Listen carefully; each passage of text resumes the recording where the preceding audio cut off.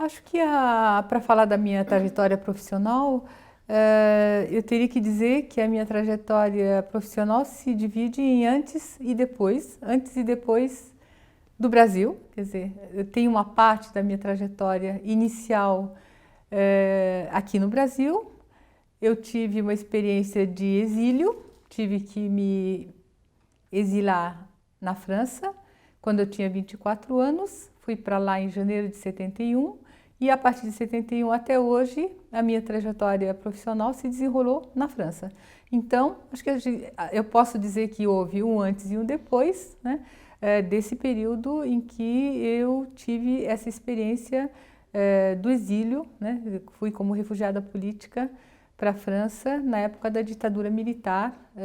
do Brasil. Então, quando eu estava aqui, fiz a faculdade de filosofia, fiz um curso de filosofia e eu tive a experiência de dar aulas no cursinho Equipe, na época, e também de dar aula como monitora do Janote, em teoria do conhecimento, portanto, no departamento de filosofia. Depois que eu tive que ir para a França, eu fiz um doutorado que foi em Sociologia Política, em Vincennes, Universidade de Paris 8, e depois dessa tese, que eu terminei em 79, eu fui recrutada pelo Centro Nacional de Pesquisa Científica, que é o maior instituto de pesquisa pública na França, para o Centro de Sociologia, para fazer uma pesquisa na área de Sociologia do Trabalho. Na época não trabalhava ainda com gênero na realidade no Brasil, naquela época da ditadura militar, as organizações políticas não eram nem um pouco feministas, bem pelo contrário, elas achavam, por exemplo, que a gente não devia engravidar, porque ter bebês seria um risco muito grande de segurança, né, para a segurança, porque a repressão viria muito mais facilmente a nós se tivéssemos bebês. Então havia uma espécie de nada de feminismo, nada de pontos de vista, digamos, sobre a opressão das mulheres, etc., naquela época, e eu vim a ter essa experiência de atividades feministas e um pensamento feminista na França, junto a organizações políticas de esquerda, como a Liga Comunista Revolucionária, onde haviam grupos de mulheres que trabalhavam e militavam em torno das ideias feministas. Tanto que eu me lembro de uma amiga,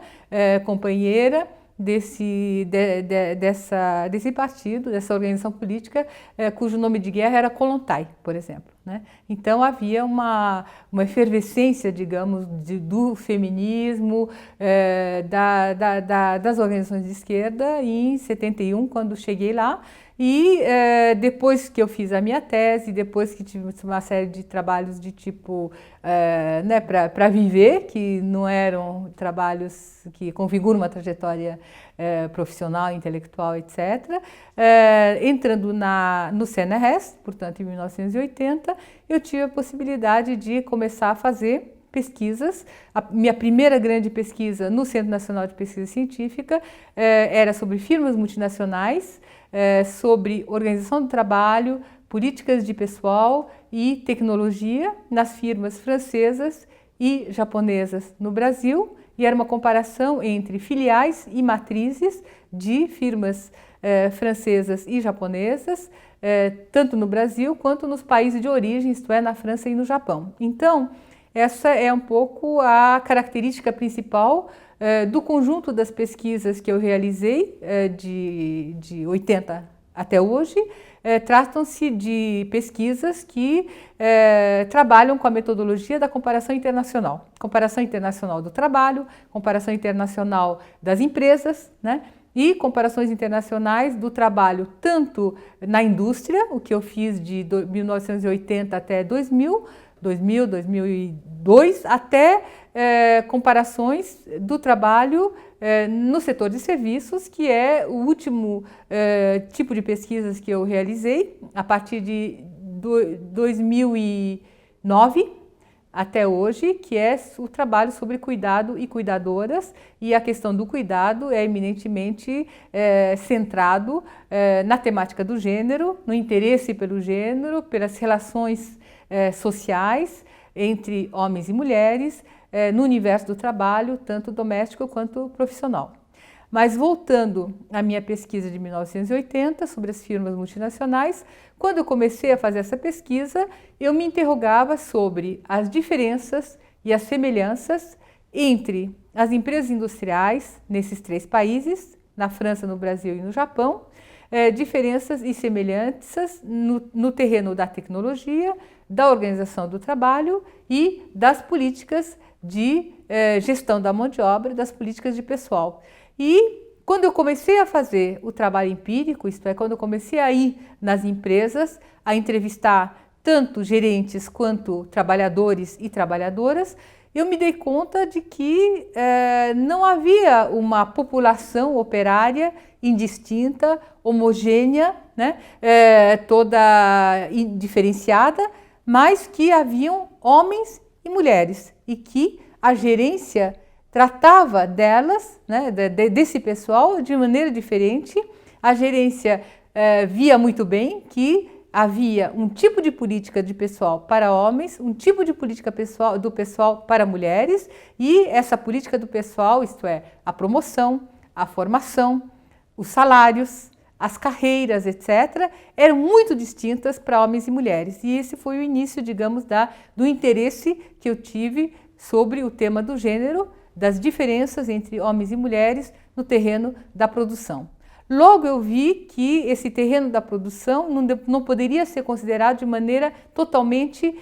separada do universo extra-trabalho, do universo da sociedade, para fora e para além da empresa, porque, por exemplo, eu me defrontei com o que eu chamei o mistério da produtividade, isto é, o fato de que homens e mulheres, quando tinham um trabalho numa empresa japonesa, sobretudo os homens, eles tinham maior produtividade nessas empresas do que nas outras empresas filiais no Brasil e no Japão, embora a tecnologia e as formas de organização do trabalho fossem similares. Então, o que não era similar era fundamentalmente o fato de que esses homens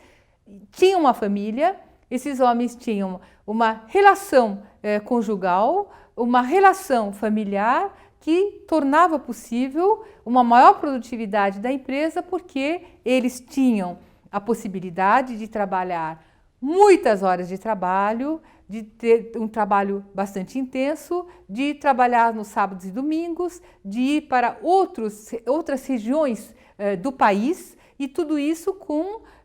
a possibilidade de ter todo o resto, isto é, a casa, a família, os filhos, a educação dos filhos, etc., coberto pela mulher que exercia todas as funções extradomésticas para permitir ao marido ter o máximo de desempenho ao nível da empresa. Então,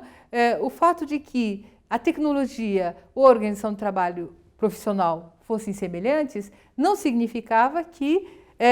houvesse também uma forma de atuação da força de trabalho masculina que fosse a mesma, porque a cobertura da família, a cobertura da mulher, das relações conjugais, etc., não era a mesma nos 3 países, e a especificidade da sociedade japonesa, do casamento japonês, do fato de que o homem sacrificava o seu tempo de coexistência com a família, com os filhos, etc., em proveito do trabalho, fazia toda a diferença. Então, essa era um pouco uma maneira de ver a questão do gênero a partir da questão mais restrita do trabalho e do trabalho industrial. Uma segunda maneira de pensar essa diferença entre homens e mulheres e introduzir a questão do gênero foi a questão de como o trabalho e as formas de investimento no trabalho dos operários eram relacionadas às identidades sexuais desses trabalhadores. Isto é, a empresa, de uma certa forma, ele aproveitava do fato da identificação do homem como um trabalhador viril, como um trabalhador que tinha a possibilidade de, no seu trabalho, executar um trabalho sujo, um trabalho insalubre, um trabalho perigoso. Tudo isso justificado pelo fato de que ele era um homem e, portanto, ele era capaz de fazer esse tipo de trabalho. Essa identidade sexual que era, de uma certa forma, aproveitada pela empresa, eu pude ver, apreender, verificar, observar, estudar na indústria do vidro. Mas esse uso da identidade sexual do trabalhador para que ele executasse trabalhos que são perigosos, que são insalubres, que são sujos, etc., eu vi na indústria do vidro, mas, por exemplo, na construção civil, né, Christophe Dejour, um psicodinâmico do trabalho, um psicopatólogo do trabalho, já tinha analisado como é que os homens se explora a identidade sexual masculina viril deles para eles fazerem um trabalho perigoso da construção civil, inclusive sem utilizar os equipamentos de segurança, porque era uma maneira de executar de maneira mais fácil o seu trabalho e se expondo ao mesmo tempo, né, se expondo e mostrando dessa maneira que o seu trabalho era um trabalho realizado dentro dessas características de virilidade, de masculinidade, de expressão e de uma certa demonstração do si enquanto homem, né, enquanto ser masculino viril. Então, eu acho que são dois exemplos, né, que podem um pouco mostrar de que maneira o trabalho industrial é fundamentalmente marcado por essa divisão sexual do trabalho, né, por essa forma de pensar diferentemente o trabalho masculino e o trabalho feminino. Dentro desse período bastante longo de 20 anos, entre 1980 e 2000, em que eu realizei pesquisas empíricas em provavelmente umas 25 a 30 empresas industriais de praticamente todos os ramos da indústria, eu, ao mesmo tempo, me interessei a partir dessa maneira de ver o extratrabalho como contribuindo para o trabalho, eu estudei a questão do trabalho doméstico e de que maneira o trabalho doméstico gratuito das mulheres, realizado, na realidade, de uma maneira totalmente não só gratuita, mas realizada por amor, como a gente dizia, né? Essa maneira de fazer com que toda a gestão do doméstico, o cuidado das crianças, a educação das crianças, a forma de fazer uma gestão de tudo o que é doméstico, inclusive empregadas domésticas, compras, etc., tudo isso realizado pela mulher, seria uma maneira de pensar de que maneira e até que ponto o trabalho, uma das partes do trabalho, que é o trabalho doméstico, é assimétrico. Essa assimetria na divisão sexual do trabalho doméstico, eu analisei como sendo uma maneira ou um fundamento das outras divisões sexuais do trabalho e da assimetria do trabalho profissional, por exemplo, ou do trabalho, ou a divisão sexual do saber, ou a divisão sexual do poder. Tanto a divisão sexual do saber, quanto do poder, quanto do emprego, na realidade está assentada nessa assimetria na divisão sexual do trabalho doméstico e provavelmente se essa divisão sexual do trabalho doméstico mudar, isto é, se houver uma repartição mais equitativa do trabalho doméstico entre homens e mulheres, provavelmente haveria uma transformação no mundo do trabalho e uma transformação na situação das trabalhadoras muito maior do que a realização de muitas revoluções industriais. Então, acho que é muito importante a questão do trabalho doméstico e da divisão sexual do trabalho doméstico, embora muitos autores nem considerem que o trabalho doméstico é um trabalho. Há muitas pessoas que, quando a gente fala de trabalho, só pensam em trabalho industrial, inclusive as próprias mulheres, porque muitas vezes, quando você vai fazer uma pesquisa numa casa e pergunta para a pessoa pesquisada, que é uma senhora, e a senhora trabalha? E ela vai dizer, não trabalho. ela pode estar se matando o dia inteiro, arrumando a casa, lavando roupa, passando roupa, fazendo comida, etc., mas ela não vai considerar que o que ela está fazendo na casa dela é trabalho. Por quê? Porque existe uma norma social em vigor que quer que o trabalho seja o trabalho masculino, o emprego remunerado, realizado fora de casa, e que é esse o trabalho paradigmático, o trabalho profissional, e que o trabalho doméstico não é bem um trabalho, né? Tanto que durante muitos anos o INSEE, que é o IBGE da França, considerava, por exemplo, o bordado, a costura, etc., como sendo lazeres ativos. Eles classificavam na categoria de lazeres ativos porque isso não é trabalho, enquanto que as pessoas podem viver disso, né? Sobretudo muitas costureiras que ficam o dia inteiro costurando, bordadeiras, né? Pessoas que fazem crochê, etc. É tudo considerado lazer ativo porque isso não é trabalho. Então, esse foi digamos, uma pesquisa paralela e contínua que foi realizada nesse período em que eu estudei o trabalho industrial dentro desse grande programa de pesquisa intitulada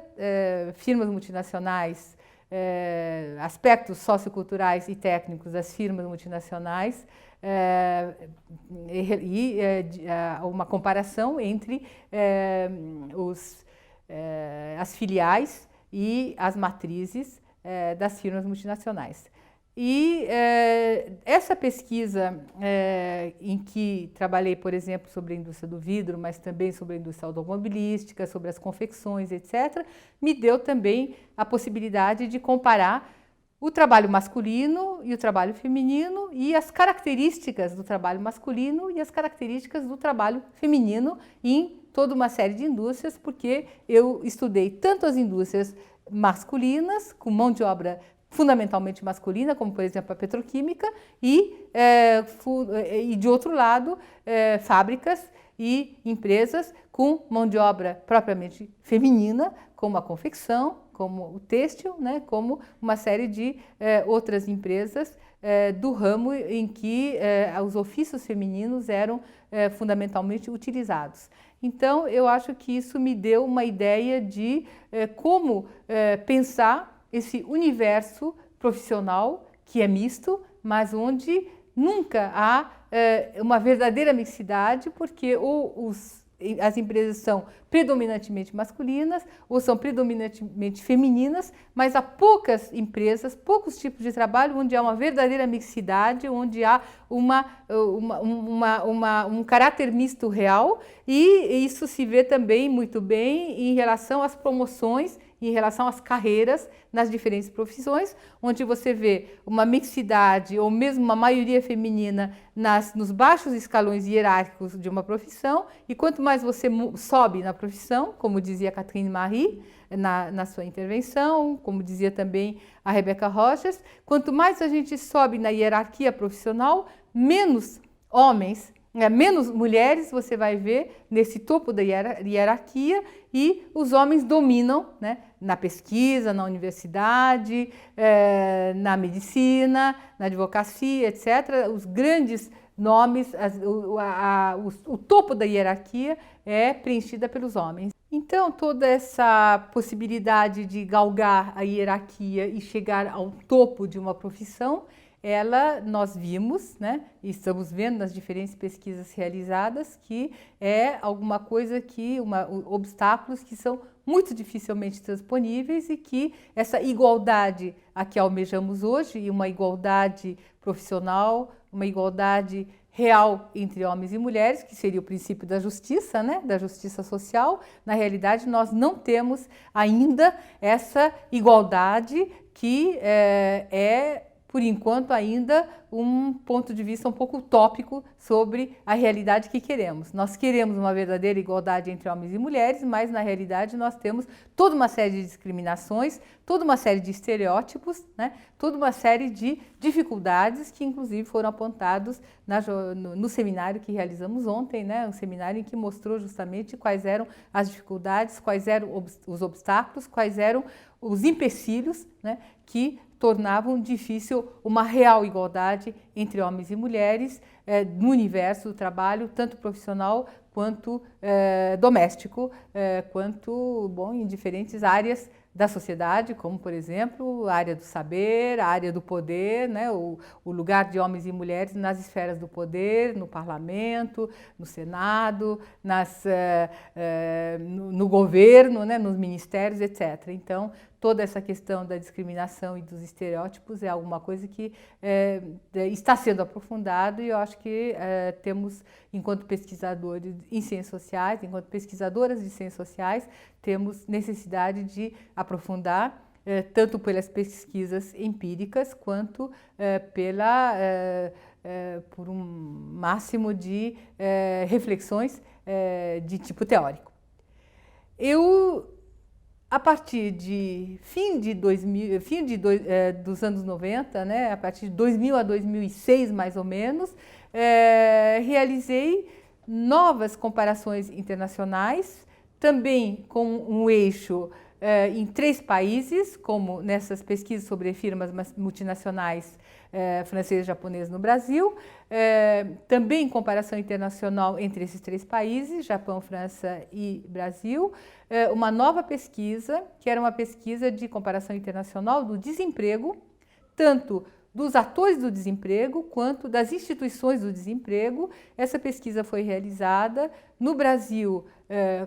com uma equipe coordenada pela Nádia Araújo Guimarães, na França por uma equipe que foi coordenada, digamos, conjuntamente com Didier Demasière, Kurumi Sugita e eu mesma, e no Japão com uma série de parceiros que nós conseguimos, né, para realizar a parte japonesa da pesquisa, mas principalmente coordenada pela antropóloga Kurumi Sugita, da Universidade e do CNRS de Lyon, e que ia, portanto,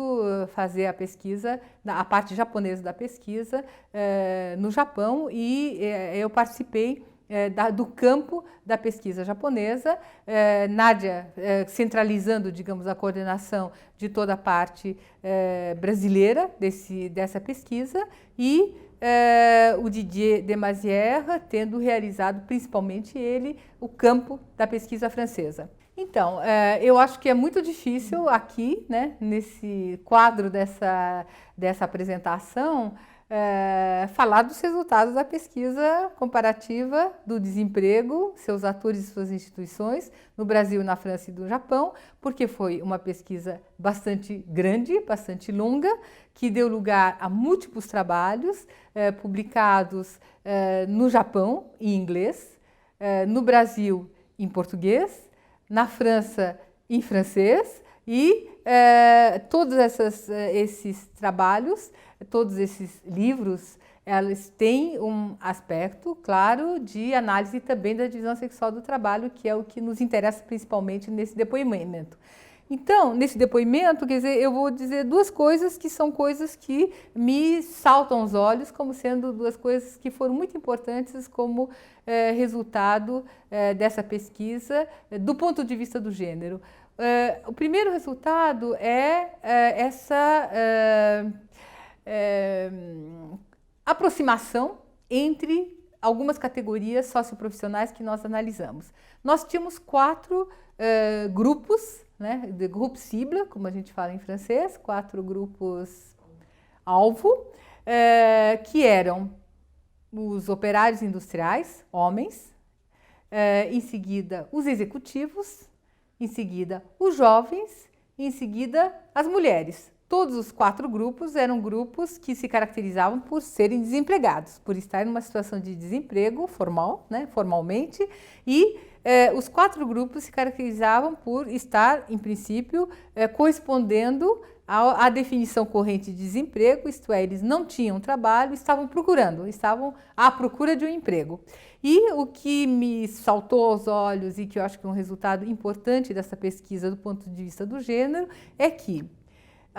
os 2 grupos que tinham semelhanças em termos de perspectivas, em termos de projetos, em termos de relação subjetiva com o desemprego eram, de um lado, os jovens com os executivos, que tinham uma perspectiva, digamos, um pouco mais positiva em relação ao visar o futuro, e, de outro lado, num fundo um pouco mais escuro, um pouco mais sombrio, né? Duas outras categorias próximas, que era o dos operários e das mulheres. Operários e mulheres tinham algumas semelhanças em termos de maneira como eles percebiam o desemprego, se defrontavam ao desemprego e pensavam nas maneiras de saída do desemprego, assim como os jovens e os executivos se definiam, pensavam, se confrontavam com o desemprego. Então, essa aproximação entre os operários e as mulheres de um lado e os jovens e os executivos de outro, para mim, dava um pouco a ideia do nível, digamos, de expectativas, desilusões, resignações, etc., em relação ao emprego dos 4 grupos, divididos, portanto, em 2 grupos de 2. O segundo resultado dessa pesquisa em relação justamente à posição das mulheres nessa situação de desemprego é justamente a maneira como elas se defrontavam e da maneira como elas viam e participavam e enfrentavam o desemprego. E eu acho que é, sobretudo, muito interessante opor ou pensar conjuntamente ou comparar o caso da França e o caso do Brasil. Por quê? Porque nós vimos que, no caso da França, o desemprego aberto era bastante importante, isto é, as pessoas não tinham nenhum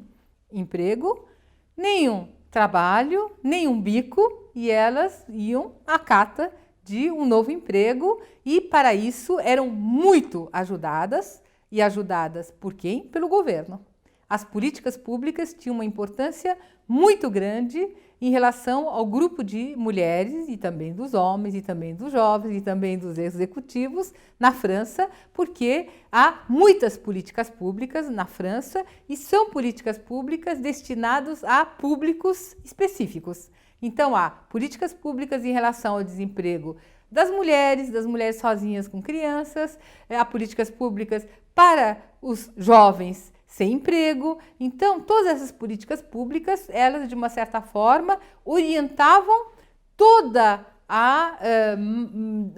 os encaminhamentos e todos os recursos e toda a maneira de ser dessas desempregadas mulheres e também dos outros grupos numa situação de desemprego. Ora, interessante fazer essa comparação e essa oposição e esse confronto com o Brasil, porque no Brasil era exatamente um outro tipo, né, de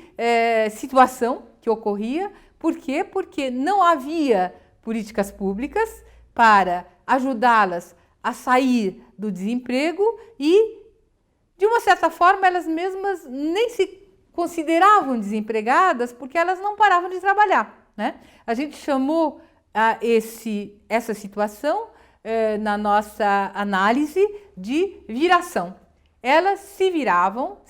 o tempo todo, elas se viravam fazendo bicos de todos os tipos, desde fazer doce para vender na rua ou nas repartições, lavar e passar roupa em casa, vender coisas na rua e toda uma série de bicos, então, de se virar, que fazia com que a situação mesmo de desemprego e de desempregada acabasse, de certa forma, se diluindo nessa viração. Se diluindo e de uma maneira, portanto, totalmente oposta à situação das mulheres desempregadas com recursos de políticas públicas nos países como a França. Então, eu acho que essa oposição é interessante porque mostra que a heterogeneidade é muito grande das situações de desemprego, que é muito difícil você definir o desemprego de uma maneira unívoca, unilateral, etc., porque cada situação de desemprego é uma situação dependendo do país e dependendo da categoria profissional que nós estudamos, como nós pudemos ver a diversidade de situações segundo os 4 grupos-alvos que estudamos. eu acho que eu vou ficar aqui em relação ao desemprego, porque realmente a gente, foram 6 anos, né, de trabalho de campo, de análise, de pesquisa, de seminários conjuntos, de discussão, etc. Inclusive, a Catherine Marie participou de desses seminários que nós realizamos na França, né? E há franceses que vieram também para o nosso seminário no Brasil, que foi o seminário de 2006. Já fazem 10 anos, e eu acho que todas as publicações mais recentes, sobretudo a publicação de Nádia Araújo Guimarães de 2009, da editora Argumento, e o livro Ser Desempregado em Paris, em Tóquio, né, e em São Paulo, que é um livro de 2010, que foi escrito, sobretudo, por Didier Demasière, porque ele era o único francês do grupo que poderia escrever perfeitamente o francês, mas com a colaboração da Nádia, da Kurumi e da minha, né? E me parece que, portanto, essa profusão de produtos dessa pesquisa, que foi muito importante, muito rica, ela não pode ser resumida em alguns minutos, mas eu acho que podemos remeter, né, à leitura desses diversos textos que estão em todas as línguas possíveis e imagináveis, portanto, bastante fácil, né, de considerar. Enfim, eu acho que a última parte da minha trajetória profissional diz respeito à pesquisa também de comparação internacional, mas que é a comparação internacional do cuidado, do trabalho de cuidado. E esse trabalho de cuidados se tornou muito importante socialmente,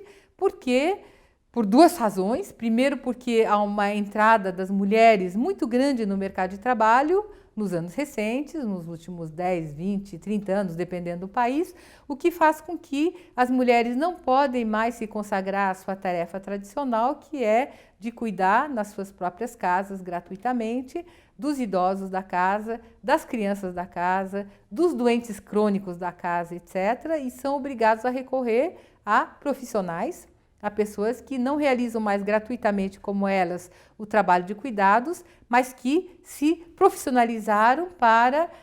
com uma remuneração e com uma capacitação, com maior ou menor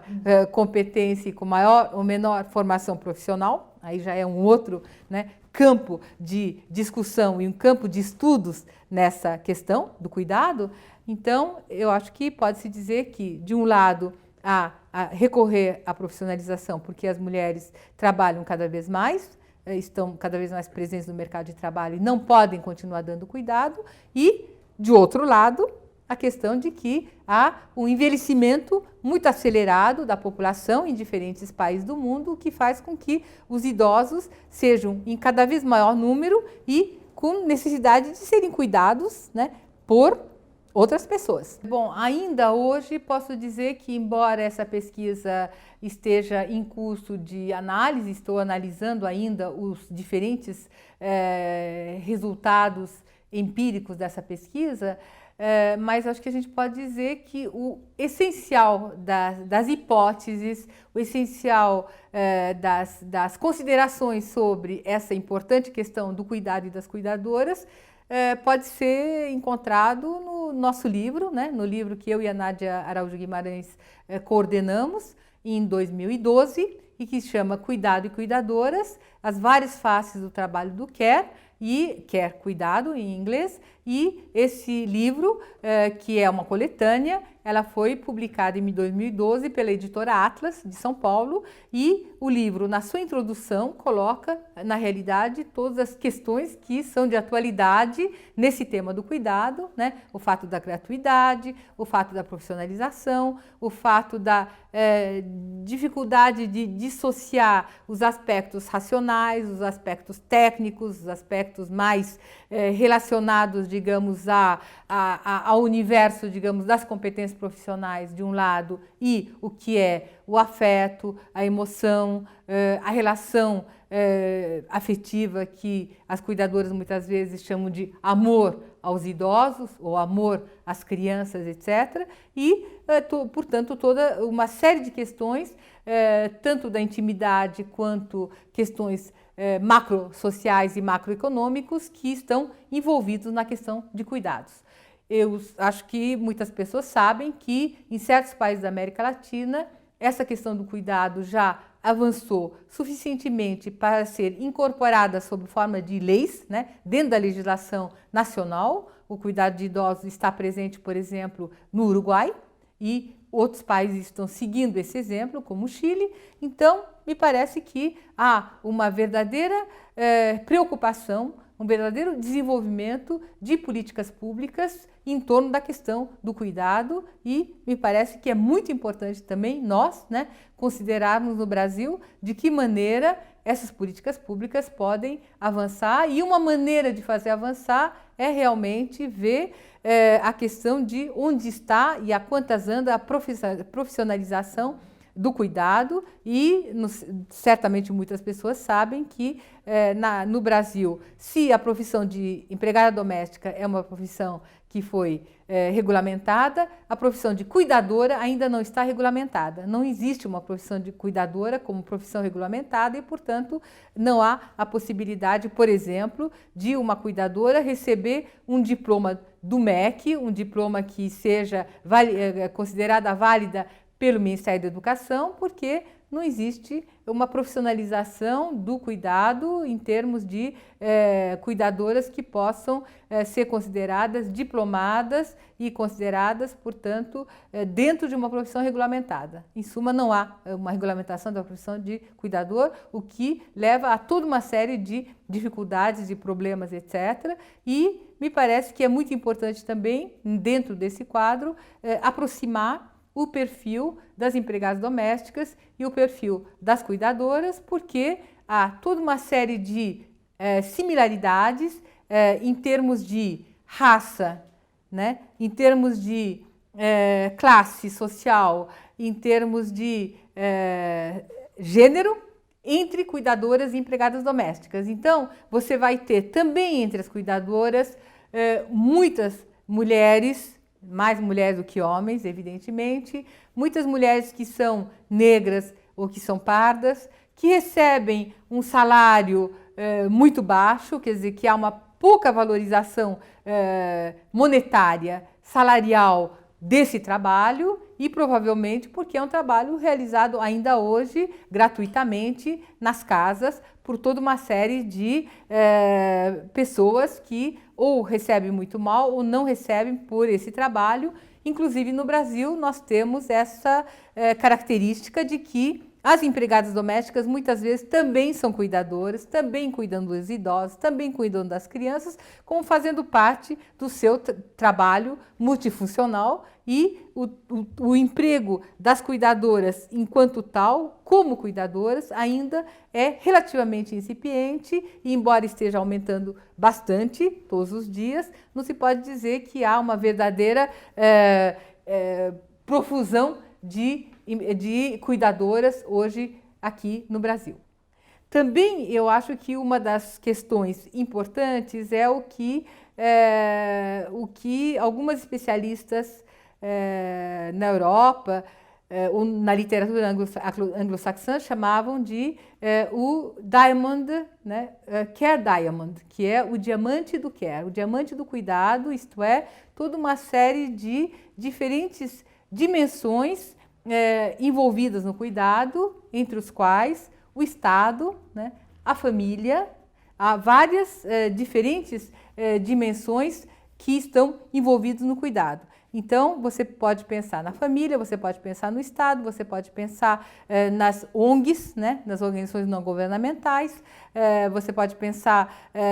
na filantropia. Esse diamante e essas diferentes dimensões que eu mencionei variam muito segundo os países, e essa variação a gente tentou, num artigo do Cuidado e Cuidadoras de 2012, mostrar sob forma de cartografias sob formas gráficas para mostrar como no Japão, no Brasil e na França eram muito diferentes as dimensões envolvidas na tarefa de cuidados, no caso de cada um desses países. Eu acho que, bom, e também vou concluindo aqui, a questão do trabalho de cuidado, ela está ainda em franco desenvolvimento e nos países como o Brasil, praticamente a gente pode dizer que está ainda começando. Não dá para dizer que nós estamos com uma literatura muito ampla, já consolidada, sobre o trabalho de cuidados, mas eu creio que no Brasil há mais atualmente em curso pesquisas empíricas sobre o trabalho de cuidado do que em países como, por exemplo, a França, onde, me parece, há um desenvolvimento simultâneo bastante grande de estudos e análise na área da ética do cuidado. E esse desenvolvimento da reflexão sobre a ética do cuidado é um desenvolvimento que, de certa forma, exclui e está corre paralelo à análise do trabalho de cuidado. E eu acho que aqui no Brasil nós temos mais essa preocupação em desenvolver uma análise na área da sociologia do trabalho, na análise da sociologia das profissões, sobre a questão do cuidado enquanto trabalho, enquanto profissão, enquanto, portanto, uma das formas, digamos, de entrada das mulheres na área do mercado de trabalho, enquanto que nós, no Brasil, acho que temos menos essa preocupação de desenvolver pesquisas e reflexões de tipo mais filosófico, mais teórico, mais epistemológico, né, na área da ética do cuidado, o que tem sido feito mais pelas francesas, a partir da influência americana, a partir de Gilligan, no seu trabalho sobre o care, a partir de Joan Tronto sobre a ética e a política do care. Então, me parece que todo o desenvolvimento mais filosófico está, de certa forma, tem um desenvolvimento mais incipiente no Brasil, se comparado à questão, a mesma questão no caso da França. Então, eu acho que todos os teóricos franceses estão caminhando mais na linha do que foi desenvolvido pelas teóricas, tanto psicólogas, quanto politólogas, quanto sociólogas anglo-saxãs sobre a questão do cuidado, e me parece que existe hoje uma verdadeira preocupação e interesse, no caso brasileiro, para aprofundar conjuntamente aspectos técnicos, aspectos sociopolíticos e aspectos relacionados mais propriamente a trabalho e profissão em relação à questão do cuidado. E me parece que uma das formas de aprofundar essa questão hoje, que eu e a Nádia Araújo Guimarães estamos tentando, é entrar para o estudo das cuidadoras domiciliares a partir de uma instituição em particular, que é muito difícil a gente estudar na França, porque é um universo muito fechado, que é o universo das empresas e das agências de intermediação. Acho que as agências de intermediação e as empresas que fazem a mediação entre, de um lado, as famílias que precisam de cuidadores e, de outro lado, as cuidadoras que precisam de um emprego junto a essas famílias, é uma intermediação que é realizada por empresas ou por agências que, na França, por exemplo, são muito fechadas. É muito difícil você ter acesso às cuidadoras e à política dessas agências, dessas empresas, via empresas e agências, e nós conseguimos essa entrada de maneira, né, relativamente